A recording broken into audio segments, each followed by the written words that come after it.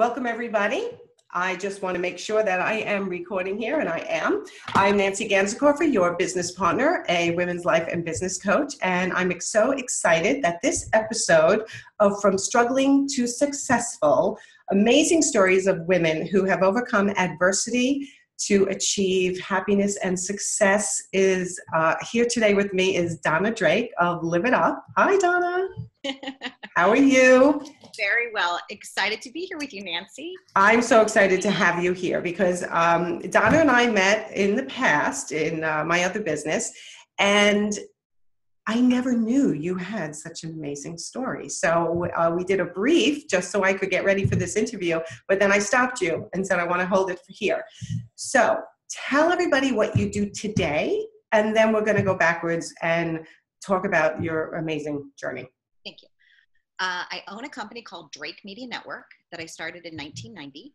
But currently, day to day, what I do is I have a television show called Live It Up. It's actually called Live It Up with Donna Drake. We rebranded it recently for trademark reasons, but it airs on CBS in the New York area and in 25 countries. And it's a show all about good news. It's about featuring businesses, celebrities, nonprofit organizations. So when people watch it, the intention is for them to go, wow, if that person can do it, I can do it. You know, it's kind of an empowering talk show, and that's what I do. It's really That's fabulous. And I've been on your show, and I watch your show, and it's really inspiring. And I must say your Facebook posts are very inspiring also, so people should track you down there. But we'll go over that at the end. Okay. So tell everybody about your life, where you came from, how it all started, and the struggles that you have gone through. Thank you. I grew up in St. Louis, Missouri, and was the oldest of 3 children, and grew up very middle class, you know, had the Norman Rockwell kind of life, you know, went to church on Sundays, and my dad worked for AT&T. My mom was usually a stay-at-home mom, but then when I got closer to college, you know, she worked at Kmart and things to kind of, you know, provide for us. And it was a good life. I belonged to a patriotic singing group called the Futures of America, and I'm sharing this because that's instrumental in what it is that I do now. So it's like, my life's been a journey of puzzle pieces, all leading up to who I am today. But that was really my life. I was a Girl Scout. I played softball. I belonged to Futures of America. We would travel. We sang songs from the 30s to the 70s, did a patriotic finale, was a cheerleader in high school, graduated one of the top in my class. And then when it came time to go away to college, I had some decisions to make because I had won a beauty contest, North County Junior Miss, and I had scholarships to go away. But that's the time in my life when my mom got sick. Oh. So that's kind of brings you up to how things started shifting in my life. But that was around the early 90s. I was working, doing corporate image videos for companies. I ended up going to community college and got a 2-year degree in advertising design and commercial art. And then paid my own way and went to weekend college at Maryville University, where I got a business communications degree. And then I started, when my mom was sick, I started living my life like a runaway train in terms of good things. Like instead of turning to drugs or being miserable or, you know, becoming like a really bad citizen, I did the opposite. I decided to... Really? Yes. I decided to take all that and I turned all the negativity into a positive because I was like, if my mom died at 45, maybe I would die at 45. So I started really creating things, you know, got married, had children. I wanted to make sure I fit everything in, you know, before lights out. Now at the age of almost 52, I realized that I've probably lived 3 lifetimes in the span of those people create. But that's how it all started. When my mom got sick, it really was a turning point for me. And with your first marriage, did you live in St. Louis? We did, yeah. I married a man who also did things for the Cardinals on the scoreboard, Donna Drake. He has a video production business, and we did a lot of wonderful work together. And then we moved from St. Louis to New York, but I always wanted to live in New York. I always told my mom from the age of 12, I said, I'm either going to California or New York because I wanted to be famous. Yeah. And she'd be like, okay. So Roger and I moved in, I guess, the early 90s, 1994. And at that point, I had already had my first son, Andrew, who was born in August of 90, and my daughter, Elise, who was born November of 1993. So we made the trek up. landed in Huntington, and I chose Huntington, Long Island because it's an artsy kind of community. Mm-hmm. Did you know anybody? I didn't know so. Wow. Betsy, I would go, this is very impressive. Looking back, looking back, I would go to Heckscher Park with my 2 children in the stroller and talk to strangers, like a New Yorkie kind of thing to do. I didn't know it at the time. I'd be like making conversations. So, what are you making for dinner? And all these things that a Midwesterner would do, and rebuilt my life from scratch. New doctor, new library, new friends. I had a garage sale, and that's how I ended up meeting my neighbors. And some of those people are still my friends today. Nice. And another way that I started community for myself was I have an annual cookie exchange that I do the first Sunday of December that my mother had started when I was 10. And that was really how early networking for me. You know, I had a cookie exchange, and instead of asking people to make 7 dozen, I had a typo in the invitation to my new neighbors. I told them to make 12 dozen, and they showed up. And still to this day, they still tease me about that. They're like, remember when you made us make 144 cookies? That's a lot of cookies. A lot of cookies. And it was my early networking, you know, going to the park, just meeting people, trying to engage them in conversation because I had no friends, like 0. Interestingly enough, though, when I brought my son Andrew to preschool, I met a woman named Patty McDermott, who's still my friend today. She now lives in Boston. But at the time, she had moved to Long Island and had no friends. And so every day she'd invite me to her house for lunch with my kids. And we'd either have peanut butter and jelly or macaroni and cheese. And she said it was the Friends of the Friendless Club. And it was through, she was my first friend in Long Island. Wow. And through Patty and a friend, Irma Nicolin, that I started my house portrait business because they knew I could draw.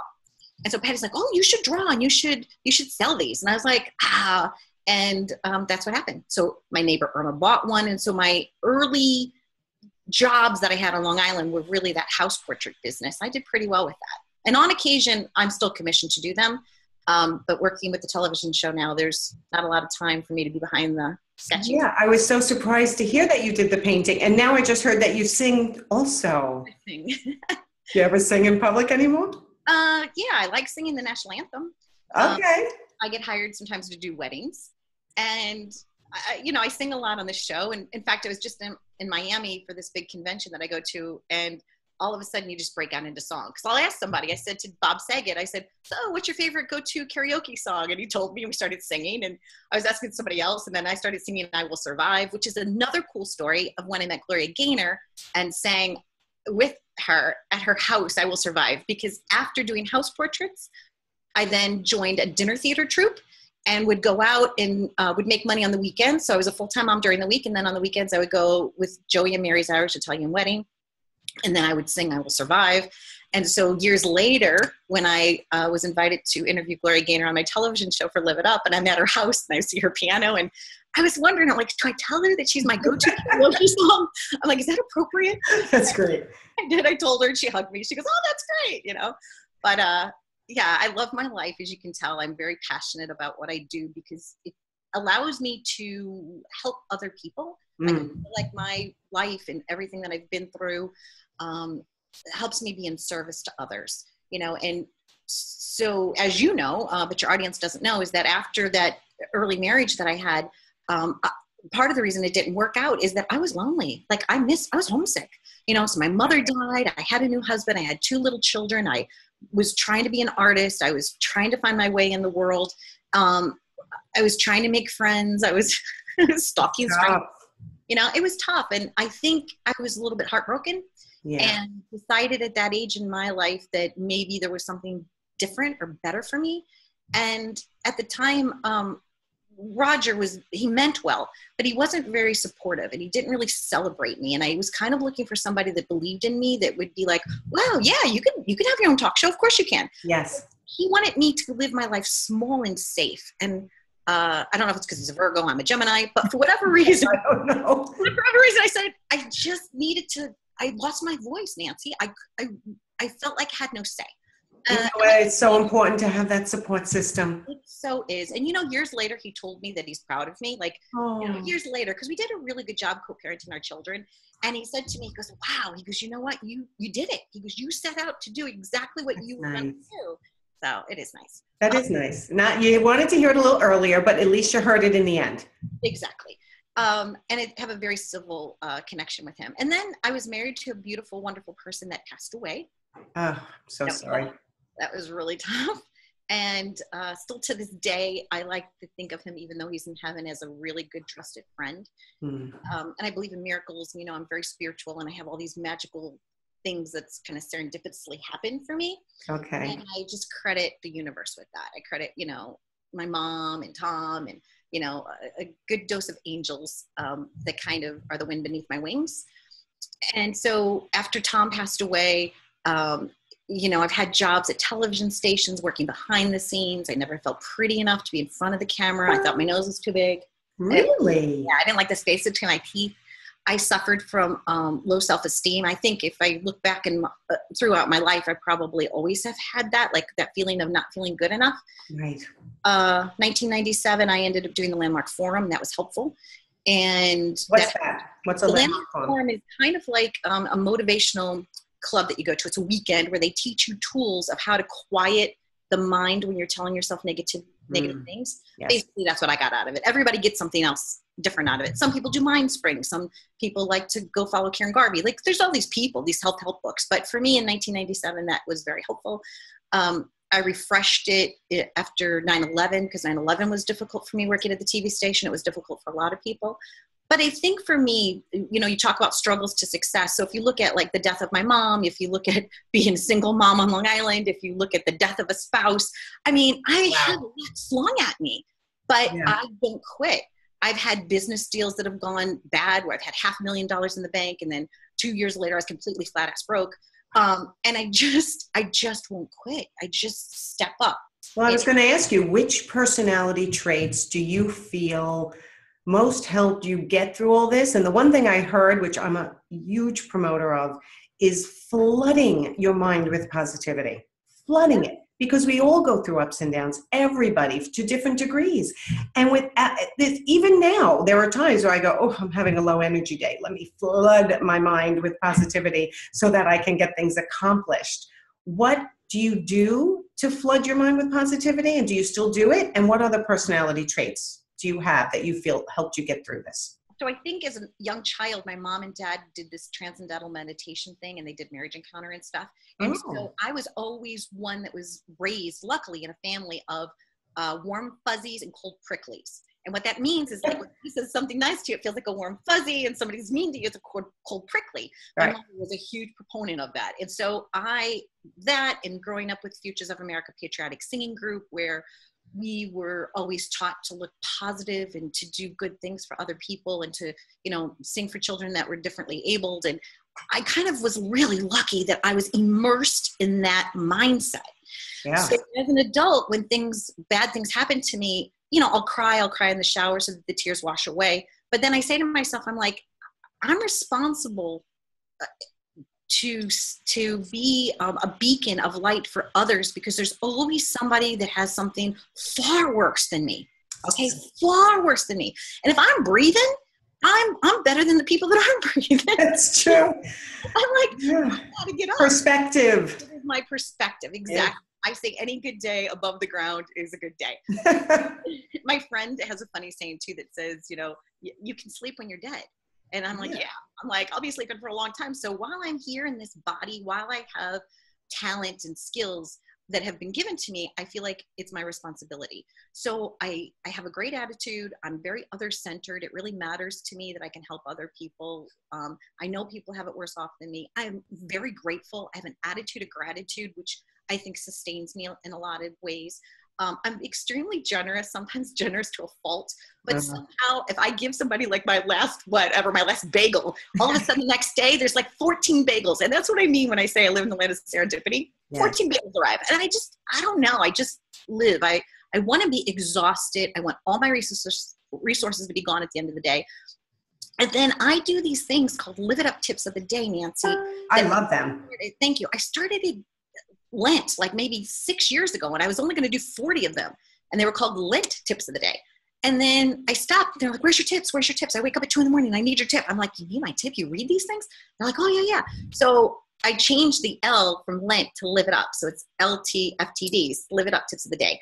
And I find that I'm usually a good conduit somehow these tips are coming through me, and no matter what I write, it's falling on somebody's ears, and they tell me, Donna, that is profoundly exactly what I needed. Yeah, So, you're touching somebody's heart. You're speaking to them that day. yes. Like I always say, you're speaking to one person, gives one person a tip, and you don't know how many people actually needed to hear that tip that day. I love your tips. They're fabulous. And you have such a following on them. I see it. Do you come up with them yourself?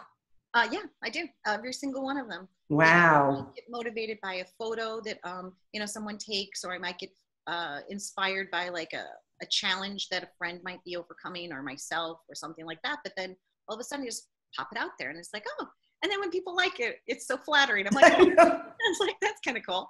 I know, that's very cool. Now I want to go back to, because we talked about this before the interview, the day you woke up and knew that starting this production company was what you wanted to do.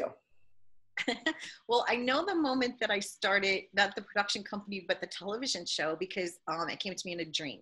That's the story. 2008 was horrible. I mean, people just didn't have money, and I had a home equity line of credit, and I was supposed to use it to pay for my kids to go to college. It was a mess. The world was a mess. I was down in Philly, and I was working for the Melting Pot restaurants, doing all their marketing, because I also have an advertising background that I do. So I was going to do this show about paying it forward, but they laid 18 people off. So from the drive from Philly that day, which is October of 2008, home, I said, I'll just do my own show. I didn't know what that meant. I had no idea. But December 28th of 2008, which ironically would have been my wedding anniversary to my husband, Tom, that had passed away from colon cancer, I dreamt the television show in color. Like it was completely gifted to me, like a computer download. And I saw things, and I saw what was going on. And when I woke up, I wrote down every single thing that I could remember, everything. And I called some friends. There was no funding, so I self-funded the thing, because people weren't spending money in advertising in 2008 when all the money was like, poof, gone. Right. So I used all the money that I had, and I started it just like Mickey Rooney, let's put on a show. Step by step by step, I delivered on what that dream had showed me. And now what's so cool, Nancy, for me, is that the show now, after many years, okay, because now we're like in season 8 or 9, year 8 or 9, is that it looks now like the dream. It has manifested itself. And so now I have the awesome joy and responsibility to now keep this and then take it to the next level, right? So it takes, I want women to hear this. Okay. Men need to hear it too, but mostly my audience is women. It takes time to build your dream. There is really no quick fix. No. And what you didn't mention, but you had mentioned to me, is that you had nobody in the industry to open doors for you. You literally open these doors yourself. Yes, but I do. That is true. Early on, people thought I was a little crazy, because at that time, nobody was doing their own television show. Like nobody. You don't just walk into a TV station and say, "Hey, I'm supposed to do my own show." Right? How does that happen? Exactly. So I was lucky that when I did knock on some doors, people said yes to me. So I had some early nice yeses, like Elliot Simmons, who had worked at the TV station, and I just brought my friends together along the way. So, but in terms of like doing the sales, doing the concepting, creating the theme song, all those things that I needed to do, all those little pieces, I was working late hours. I could only afford to work like with an editor during their late shift from like 5 to midnight. I still put in blood, sweat, and tears. Don't get me wrong. It takes a lot of effort. But it does, you can do anything if you have tenacity, and also teamwork. Like I have a great team now, Nancy, that I have built over the years through trust, integrity, giving of myself completely, which means other people want to contribute to me in my life. Right. And I feel that I can't say that I did alone, but now even to this day, I love opening doors for other people. I love mentoring. And I have trusted, valued advisors now that do help open some doors for me, or they'll just say, "Hey, by the way, did you meet my friend Donna?"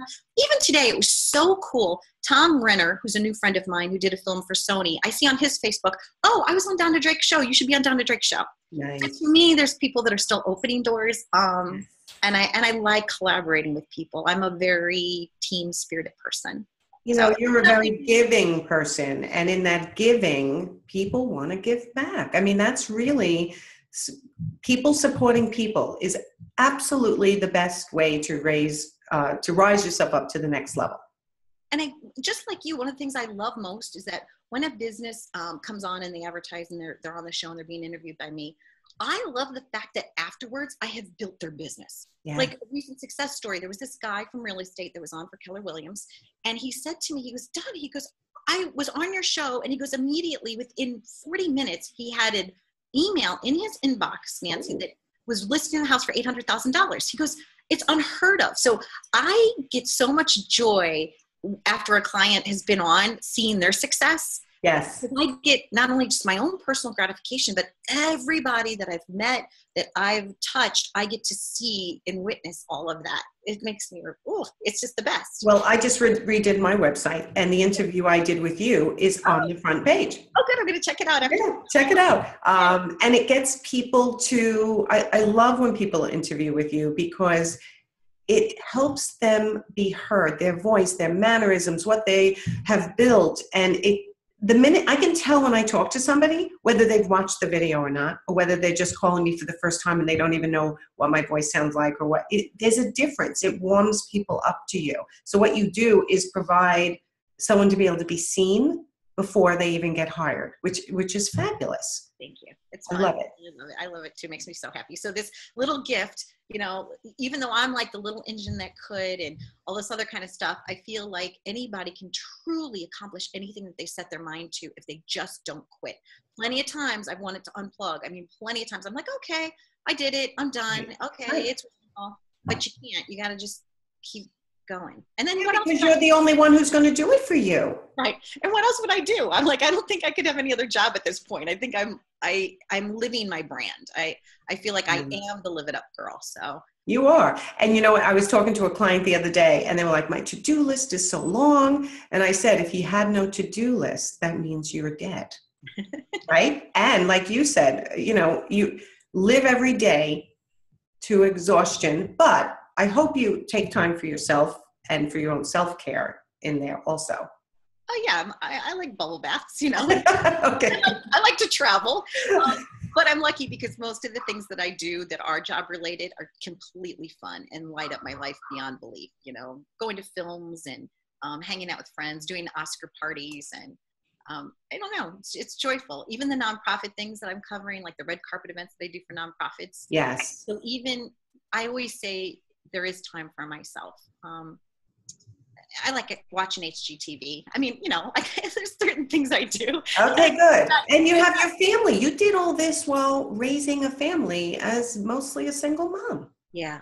And they are my joys. I have Andrew and Elise, who I mentioned, and I also am blessed that after I was widowed, I got remarried and had a little boy. His name's Matthew. He's in 6th grade. Playing chess. And he's brilliant. He's well-read, and he adds a lot to my life as well. So yeah, my family and my friends are my focus. Yes. And that's what makes doing the television show and working crazy long hours worth it, because Absolutely. I have their love and support now, which, like I said, I didn't have early on in my life perhaps, but everybody just needs a cheerleader. And I like to be the cheerleader for those that don't have one.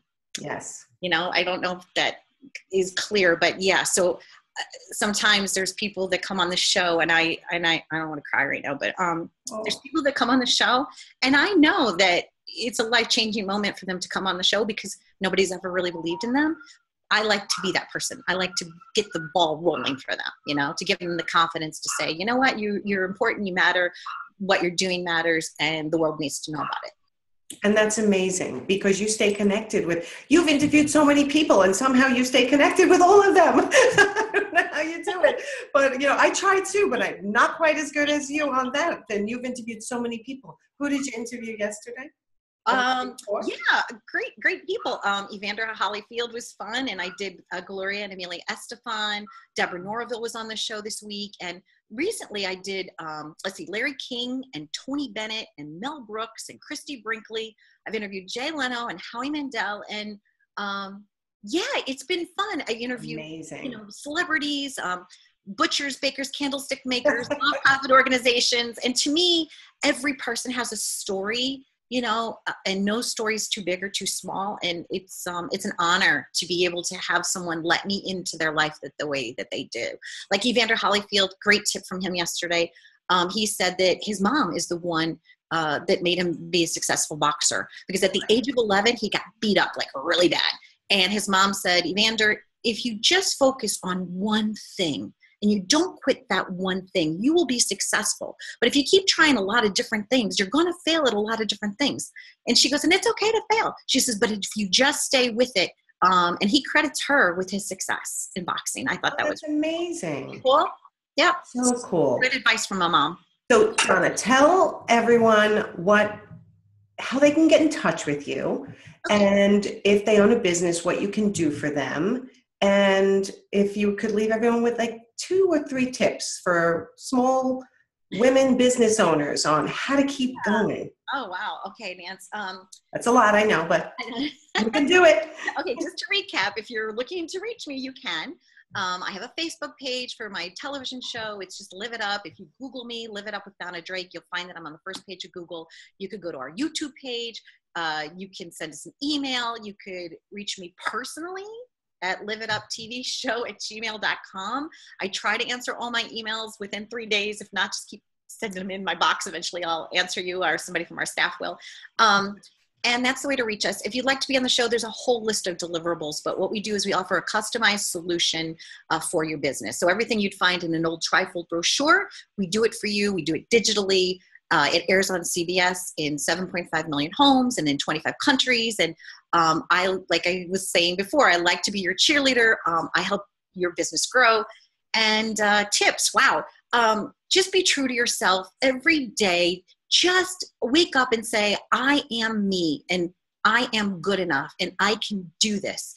And I think those would be my tips, is to just believe in yourself, because if you believe in yourself, then the universe seems to answer when you put out a request. Well, I am so happy I got to interview you. You are an amazing, energetic, focused, generous person. So I'm so happy to have you on this series. And your journey has been really incredible. And your tenacity and your consistency to reach your goals and to live every day to the fullest is such an inspiration. Thank you. I'm going to say goodbye to our listeners for today. Thank you so much, Donna. And I will definitely talk to you again soon. And I can't wait. I want to put this series out tomorrow, but it'll come out. Thank you so much for letting me be part of it. And thank you to the audience for listening. Take care. Okay. Bye, guys.